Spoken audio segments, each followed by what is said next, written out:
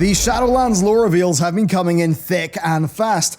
And you know what? It can be kind of hard to stay connected to it all, right? I mean, all this cosmic, wishy-washy stuff, we've not been to the Shadowlands, we've not seen it, so why do we care? Each time when I talk about it, it's like I'm bringing you to school. I've got to bring up a big chart to help explain everything. And I think sometimes that means for many people that it's hard to feel the significance of the lore that we talk about, how it ties into the game.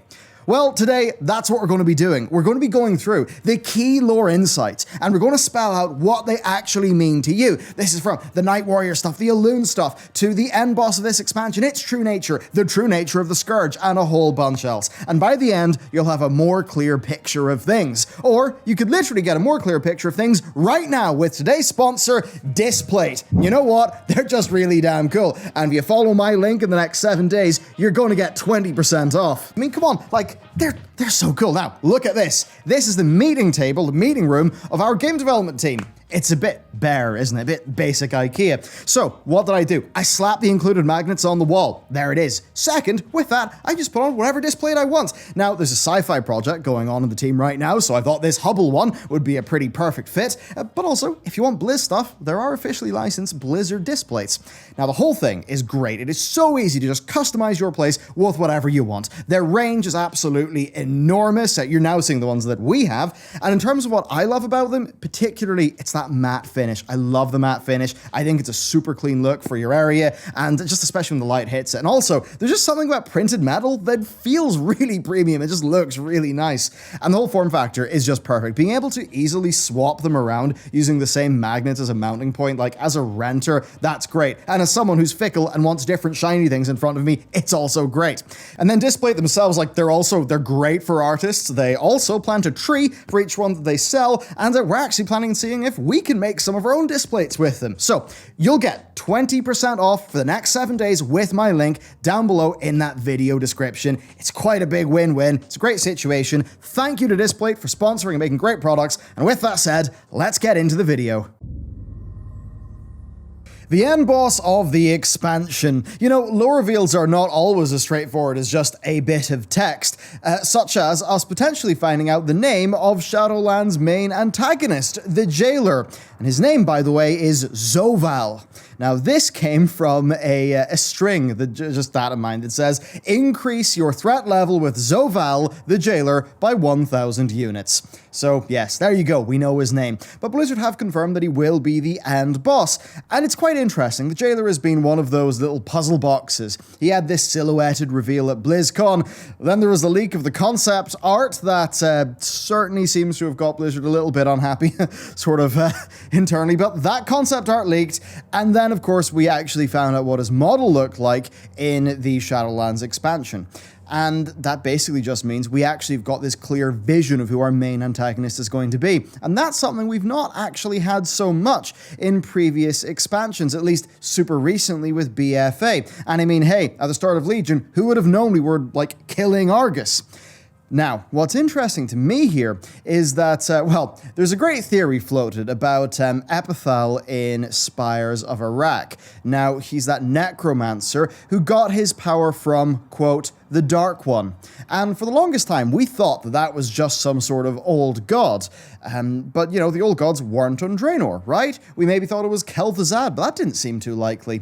Well, now that we know that the Shadowlands is this cosmos-spanning phenomenon, and we got this jailer guy just getting busy with our affairs, I have to wonder, could he, in the Spires of Iraq, have actually got his power from the jailer? And has the jailer just been messing around with us for longer than we may think? Because if you actually reconsider some of the past lore, that Edge of Night story, where the jailer and Sylvanas first sort of get cozy with each other, well, that was 10 years ago, and the jailer was involved there. So that's a bunch of direct stuff about the jailer, but I mean, we're only just getting started. Because when asked where the jailer fits on the cosmology chart, Blizzard told us to basically zoom out on the cosmology chart. They said that the jailer was, in terms of power level, Titan++. Yes, 2 pluses, not just one. that means the jailer's clearly a powerful dude, and stick around to the end of the video because I think I know how this could tie into a few other things Blizzard are wanting to establish, and well, I think that our two Titan++ characters are going to be having their mortal avatars battle it out.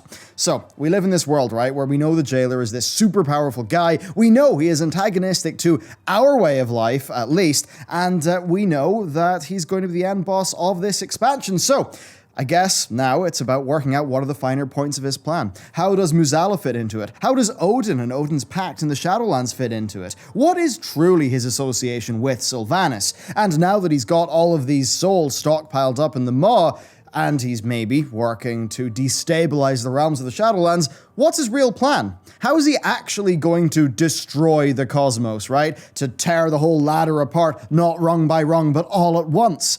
How's that going to happen? And I'll tell you what, it actually has me a bit excited to get to fight him, right? This is all being foreshadowed and we know he's the big bad at the end. And for me, that means we've got a clear destination and I'm just interested to see how we actually get there.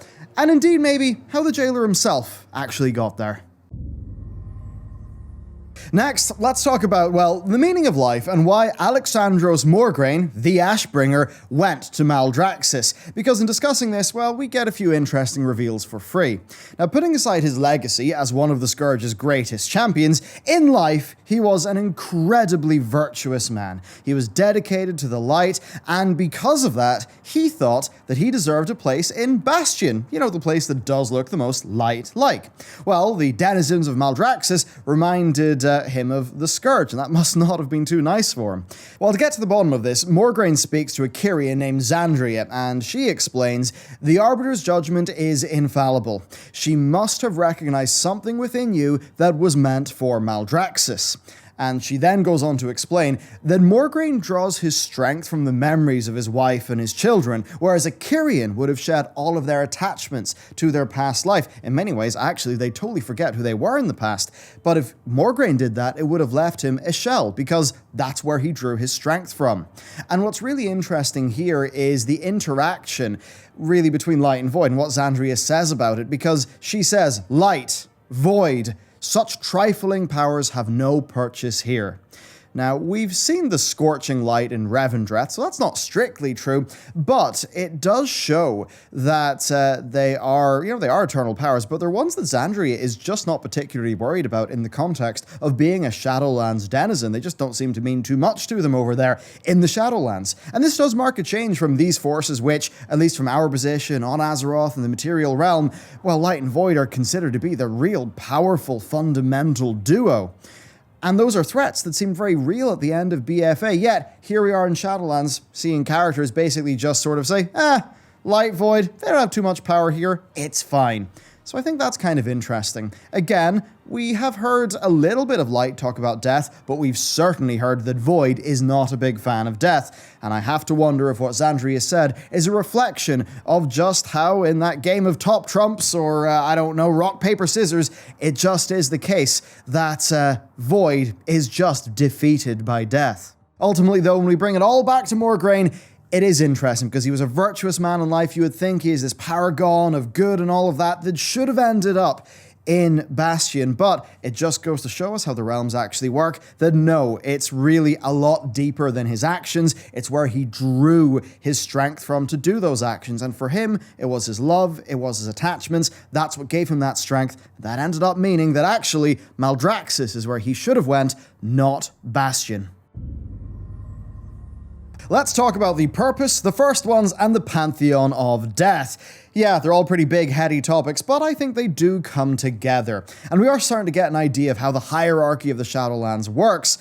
But honestly, there's a lot more we need to find out, and this really is like the deepest recess of the puzzle box that we really do need to work out, and I think this is where a lot of lore reveals are going to happen as the expansion unfolds. Now, the first thing to know is that the Pantheon of Death is this group made up of the most powerful individuals in the Shadowlands. Now, that includes the Primus, Sire Denathrius, the Winter Queen of Ardenweald, and the Archon of Bastion. Now, the realms of the Shadowlands can, I think, kind of be considered like Pantheon forged. And this means, in the same way the Titans kind of have their ability to forge planes and realms and things, well, it seems to be the case that Denathrius created Revendreth, perhaps even right down to those mindless dredgers. So, you've got this Pantheon of Death, but then we're told of the first ones. And that would, unsurprisingly, make us think that the first ones, well, came first. And the Shadowlands is littered with artifacts of these first ones. Now, when we first saw the first one's transportation system in the intro to the Shadowlands expansion, and especially how we were only really able to use it because we were a Maw Walker, because of our connection to Azeroth, we just thought, wow, that's a pretty rare thing, right? A first one's artifact of this ancient group we've never heard of before. But then we went into the Covenant Sanctums. And what did we see when we went into the Covenant Sanctums? Well, it's actually pretty simple. We saw first one artifacts, because even though each Covenant is totally different aesthetically, each one has a soul forge, right? Or basically, it's wherever you do your soul binds. Maybe it's not called a soul forge, but it's the thing you click on to do your soul binds. Now, those are in the exact same style as the first one artifacts. It's the first one's just art style, right? So every single sanctum has at its core for the soul binding some sort of first one's artifact, which certainly is interesting, and you'll see where this can go.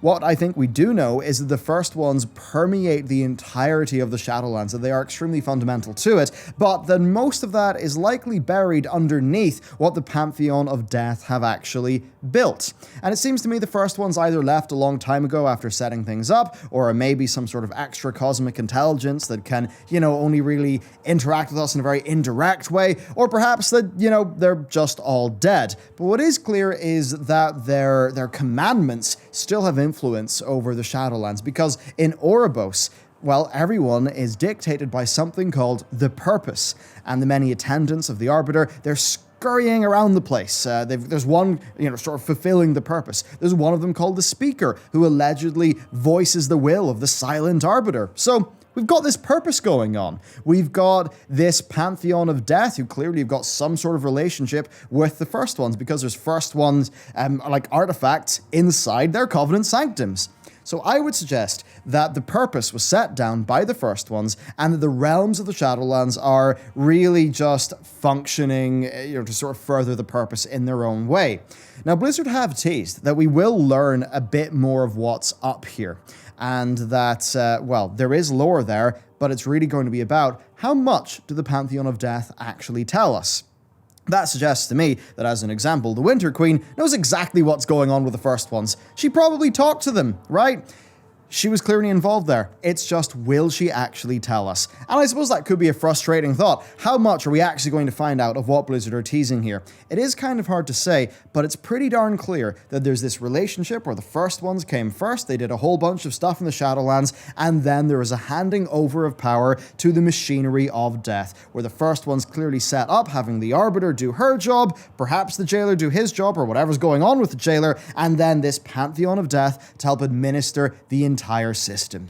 That is something that we're probably going to learn, and that's probably going to have some sort of important kickback on the rest of the cosmos and ultimately to Azeroth, because it is our connection with Azeroth that let us use that first one's artifact to transport ourselves out of the Maw at the very start of the expansion, and you can be pretty darn sure the Blizzard set it up that way so it could be paid off later. It all comes from the Shadowlands. Well, not all, but a lot more than you may think. Going around Maldraxxus, it really does strike us just how much the Shadowlands have actually impacted Azeroth. I mean, we're there doing the Abomination Factory, a fun thing for the Necrolords to work at, see what they can craft up, but it really just struck me how Scourge the whole thing was. And this is all lore that I kind of knew before, but it was this very visceral moment of realizing, right, and get this, the Burning Legion took all of these techniques from the Shadowlands. That's where the Scourge comes from, that design.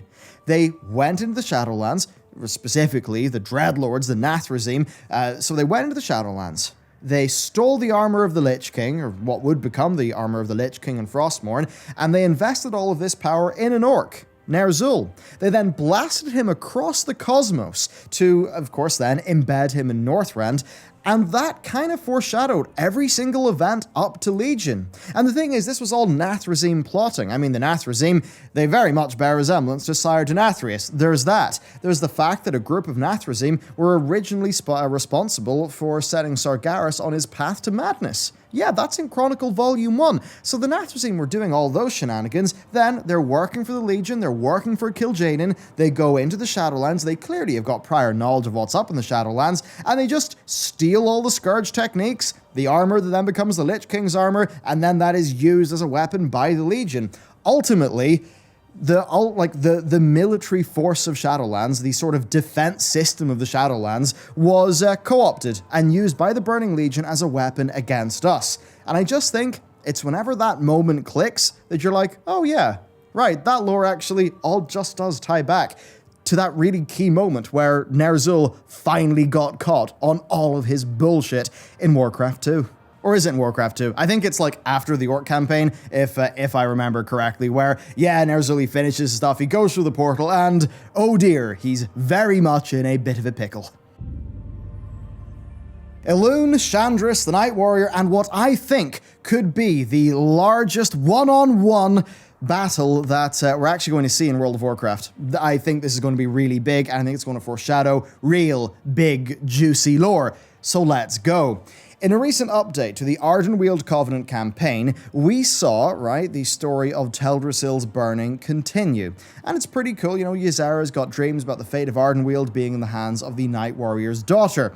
Now, Tyronda's adopted daughter, since the War of the Ancients, is Shandris Feathermoon, and coincidentally, she's been having dreams about her, you know, sort of adopted mother. Now, it's here that we learn that all those souls lost in Teldrassil were sent to the Maw, which, I mean, isn't that surprising when you think about the lore. Now, the thing is, I mean, look, we all kind of knew it was there, but just seeing it in-game does make it all feel a bit more real. But it takes us on our next step of the Teldrassil story, and it does feel like we begin to circle in on a conclusion. And let's just say the way that that ends is with a good direct victory for us and Shandris, but then Tyrande continuing her journey of vengeance and, well, I would say, running away, presumably to return in a future patch. Now, we have heard several times how the power of the Night Warrior will eventually destroy Tyrande, and just the way, you know, her arc is playing out is making it seem like she'll eventually do things which will be rather irredeemable. Now, as a part of generally learning more about the Night Warrior, we actually meet the first one, who is an alien called Thirnax.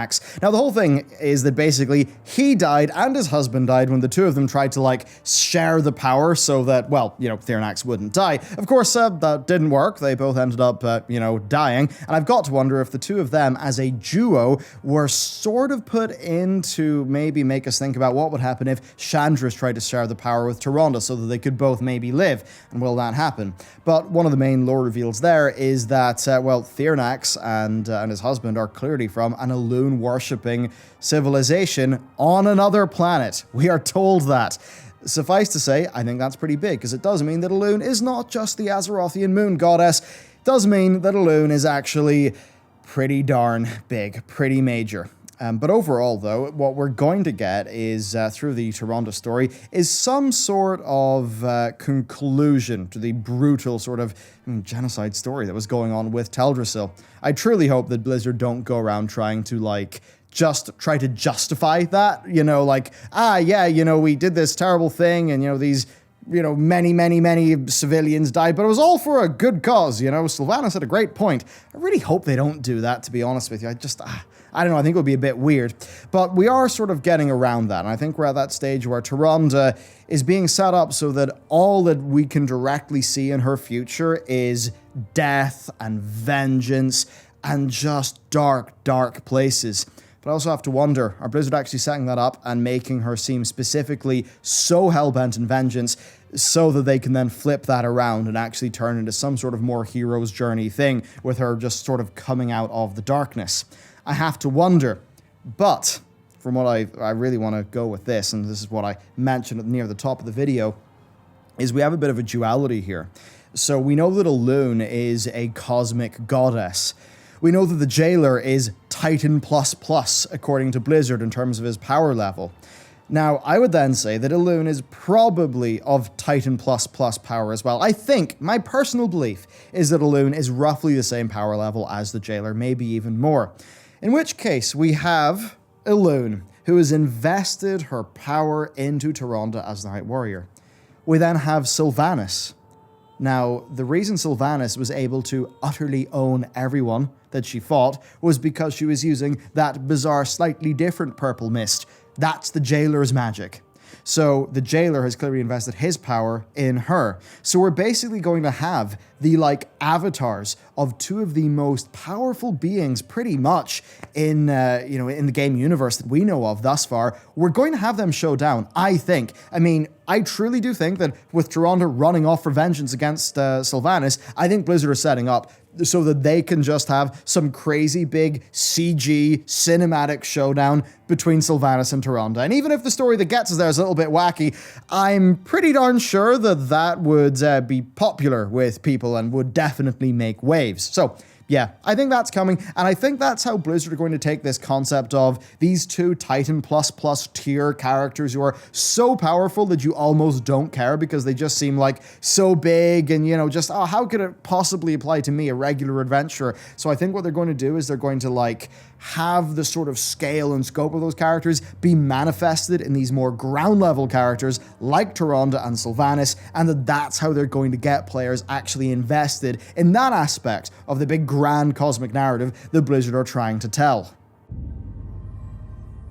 And then to round it off, I want to do a few quickies. Number one, Bomsamdi's deal, where it turned out that Bomsamdi was actually a pretty good guy the entire time, and he was basically just, really struggling to save all of these troll souls. And of course, by the end of the book, we're now in a situation where Bomsamdi and Talanji have got a more sustainable deal, and we've actually learned that Bomsamdi is a pretty darn good dude. And, there's all the Muzala stuff that will happen in the other side dungeon. So I thought that was pretty cool. I really like Bomsamdi. Just seeing more of him in the game is honestly a bit of a treat. Another one, Illyria and Turalyon getting a little bit spicy with those enhanced sort of methods of interrogation. I mean, damn. You're being shackled up by the light, you're being tortured by the void. I'm sure some people will be into that. Yikes. But yeah, you've got them really showing, the void being a bit nasty. That's no surprise to any of us. The light being a bit nasty is also no surprise to any of us, but just seeing this husband-wife duo kind of just dish it out to the point where people around them are a bit like, whoa, guys, that is a bit much. I think that's really interesting, especially when we see Anduin dabble with a little bit of void, as we cover in a recent lore video in the book. And that's that thing of Anduin sort of dabbling with the void. Blizzard told the author to put that in the book. It was like something she had to include. So we've got all this light void stuff, even though apparently it has zero purchase within the Shadowlands and isn't too powerful there. Certainly in our regular old material realm, it is powerful. And we do see Blizzard behind the scenes developing that plot line. Then also, the Maw and time. We keep on hearing that time can be a bit weird, bit chaotic in the Shadowlands, and certainly based on what Jaina and Anduin says, it almost seems like there could be some time torture going on in the Maw where they just feel like, they basically just felt like they were sort of trapped there and were endlessly escaping and being thwarted. So perhaps that's just the type of torture that the Jailer does. And I've got to wonder, is that the Jailer messing around with actual time, or is he merely messing around with the perceptions of time for the people who he's torturing? Either way, I just think that's kind of a cool concept. I think about was it Black Mirror Season 2, where there's a bit of time torture going on, and it's such a great episode, and just a bit dark. So anyway, there's that. Also, wild gods. I thought it was pretty cool that when a wild god dies, it actually goes into Ardenweald and can be just sort of fed up with power and can, sort of come back again. That's what sort of happened with Ysera. So I think that's really cool. And generally that whole rebirth side of things and how that applies to Ardenweald, and then anything we can learn about the Emerald Dream from Ardenweald, that's stuff that I'm super interested in, because I just think there's so much more that can be going on with the Emerald Dream, and certainly with the Rift of Allen. Man, they've not really done much with the Rift of Allen, other than just have it be this really spooky place that somehow got the Emerald Nightmare onto Archimonde at the end of Warlords of Draenor. What's going on there? A bit wild.